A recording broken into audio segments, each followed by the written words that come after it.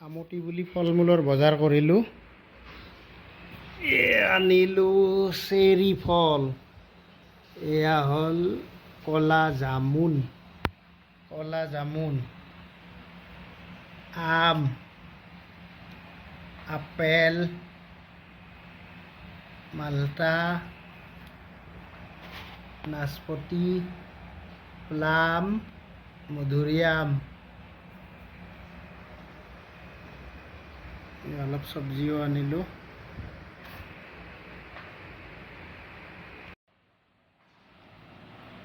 আমটিৰ ফল জামুন, মধুৰিআম, লেটুক, নাচপতি, চেৰি, আম, আপেল, গুৱাভা, প্লাম, মাল্টা।